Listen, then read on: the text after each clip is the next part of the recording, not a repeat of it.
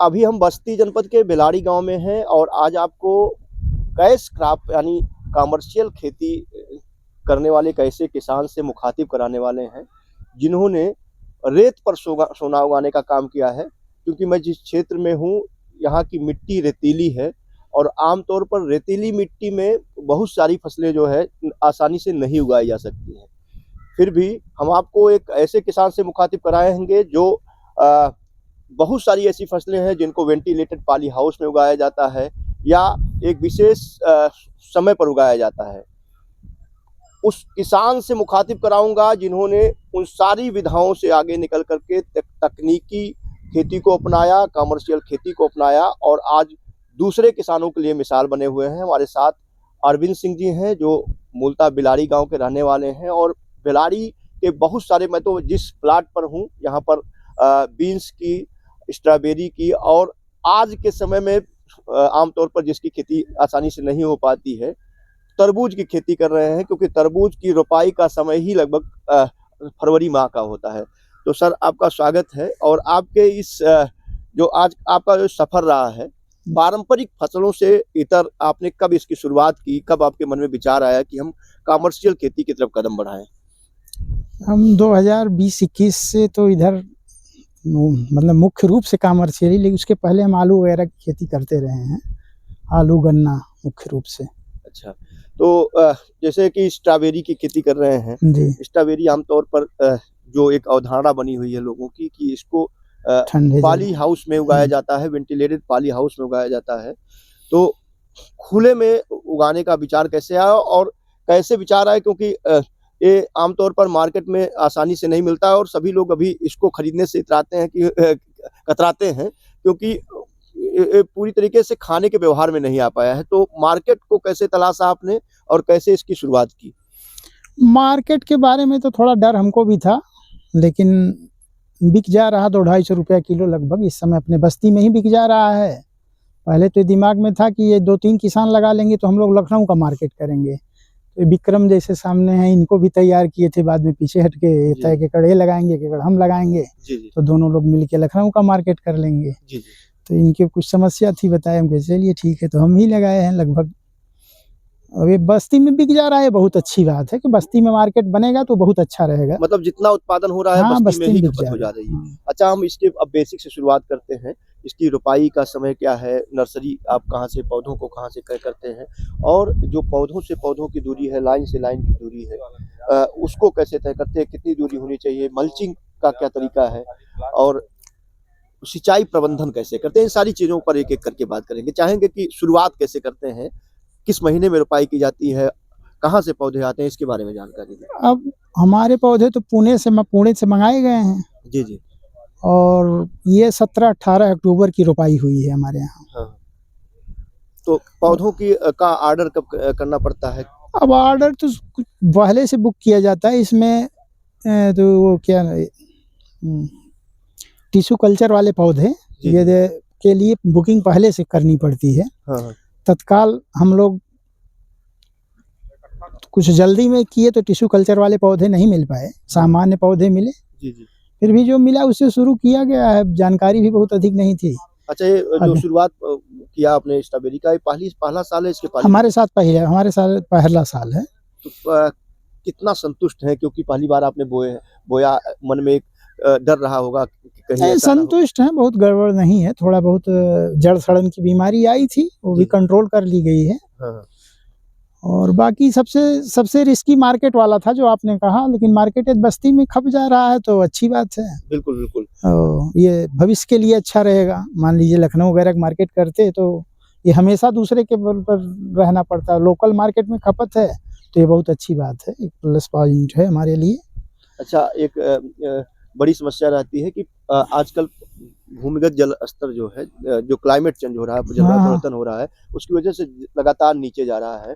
तो सरकार भी कर रही है और बहुत सारी एजेंसियां जो भारत सरकार की हैं, यूएन की एजेंसियां हैं, चिंता जता रही हैं कि पानी का समुचित प्रयोग किया जाए, उसका उतना ही उपयोग किया जाए जितना कि पौधों को जरूरत है, तो उसके लिए क्या तरीका अपना रहे हैं, कैसे सिंचाई प्रबंधन कर रहे हैं? हाँ, सिंचाई प्रबंधन ड्रिप द्वारा किया जा रहा है। सरकार कह रही है 1 ड्रॉप मोर क्रॉप, तो जी, उसका हम लोग 100% पालन कर रहे हैं। हाँ, हाँ। मान के चलिए लगभग 1 हेक्टेयर जमीन है, जी, 1 से 1.5 घंटे में पूरा ड्रिप द्वारा सिंचाई हो जाती है।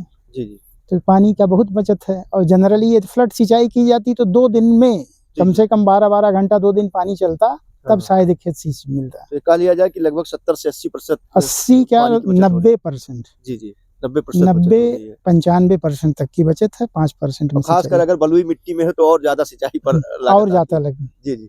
अच्छा, ये जो आपने मल्चिंग कर रखा है, मल्चिंग का क्या फायदा मिलता है फसलों को उगाने में? मल्चिंग के बहुत सारे फायदे हैं। एक तो नमी रोक के रखता है, दूसरे जमीन का टेम्परेचर उचित बनाए रखता है, जी, जी। और पौधों के जड़ के पास अंधेरा रहता है। हाँ। जड़ें अंधेरे में ही ज़्यादा डेवलप करती हैं, जी, जी। तो उसमें सूर्य का प्रकाश वहाँ तक वो नहीं, दिन में भी जड़ें सक्रिय रहती हैं अंधेरा होने की वजह से। जी, जी। अच्छा, एक सबसे बड़ी समस्या जो मार्केटिंग में आती है, वह होता है ग्रेडिंग, पैकेजिंग और ब्रांडिंग। तो कई ये बार ये तो होता है कि कोई छोटा साइज़ है, कोई बड़ा साइज़ है, तो इसको कैसे निर्धारित करते हैं कि किस साइज़ के फल का रेट अच्छा मिलेगा, कोई थोड़ा डाउन होगा, उसके लिए क्या तरीका अब अपनाते हैं? ये तो खैर अपने खुद ही करना पड़ेगा। हम लोग सब्जी वगैरह खेती, टमाटर, शिमला मिर्च बहुत पहले से करते रहे हैं, जी, जी। तो उसमें भी ग्रेडिंग करना पड़ता है। छोटे फल टमाटर वगैरह का है तो जानवरों को खिला दिया जाता है, फेंक दिया जाता है। इसमें तो खैर छोटे फल मान लीजिए अभी तो बहुत गड़बड़ नहीं निकल रहा, हो सकता है भविष्य में निकले। जी, जी। अभी मान के चलिए यदि 20 किलो निकलता है तो उसमें 1 आध पाव गड़बड़ निकलता है। हाँ। 1 पाव आधा किलो निकला तो नहीं जाता है मार्केट में। जी, जी। बस और समस्या अभी नहीं है। हो सकता है भविष्य में आएगा तो उतना तो केयर किया ही जाएगा। अच्छा, ये कहा जाता है कि इसको पॉली हाउस में ही उगाया जा सकता है। आपने खुले वातावरण में इसको उगाने में सफलता पाई है, तो तो बिस किसानों को क्या संदेश देना चाहेंगे कि जैसे अवधारणा जो लोगों की बनी है, उससे इतर करके कैसे सफलता पाई जा सकती अब है? पॉली हाउस के अलावा भी उगाया जा सकता है। इसमें अब क्राफ्ट कवर लगाया जाएगा, जैसे आप देख रहे हैं तैयारी चल रही है। जी, पीछे भी नेट क्राफ्ट कवर अगर आ गया 2-3 दिन में लगा दिया जाएगा। जैसे पाले से बहुत अधिक ठंडक को उसको हरा से बचाने के लिए हुँ। इसको क्राफ्ट कवर लगाया जाएगा। इसकी तैयारी हमारी है। कीट बीमारियों का कौन-कौन से कीट बीमारियों का इस पर ज़्यादा प्रकोप देखा जाता है और कैसे नियंत्रित करते हैं? अब फंगस तो और अन्य पौधों की तरह इसमें भी आती है, जड़ गलन की समस्या। किस्मों की बात कर लें तो किस्मों का चयन कैसे करते हैं? क्योंकि पहली बार आपने अ, इसकी खेती की थी, तो किस्मों के चयन के लिए आपको उस किस्म एजेंसी से, फर्म से सलाह दी गई थी या आपने किसी साथी किसान से सलाह ली?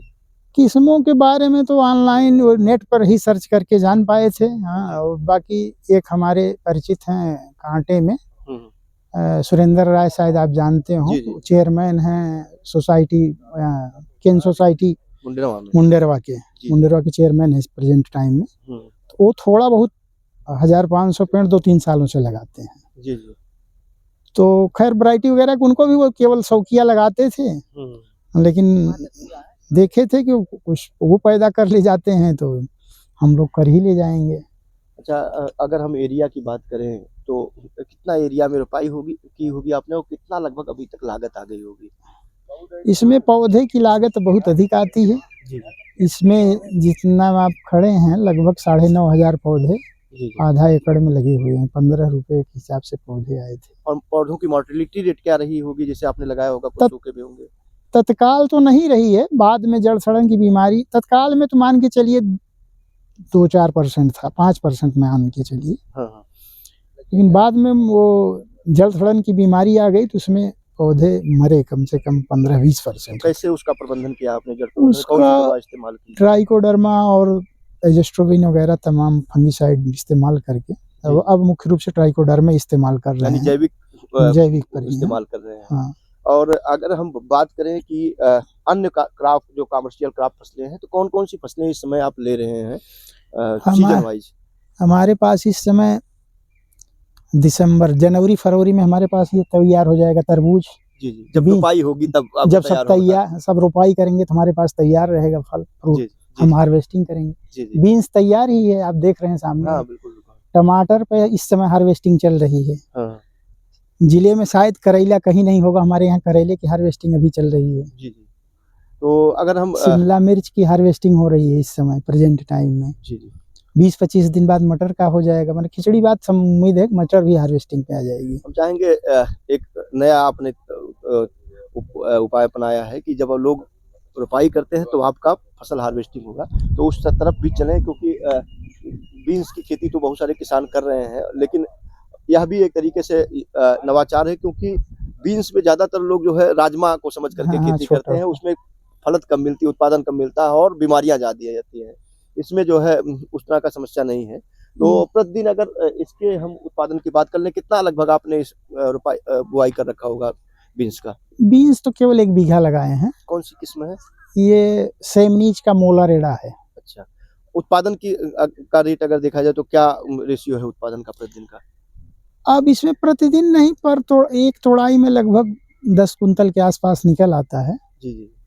और 3-4 तोड़ाइयाँ हो जाती हैं। अच्छा। ये मान के चलिए 1 बीघे में 40 कुंतल के आसपास निकल क्या जाता है। रेट इस समय मार्केट का चल रहा होगा? मार्केट में तो इस समय 40, उधर तो महँगा था, इधर 40 रुपए में बिक जा रहा है थोक में।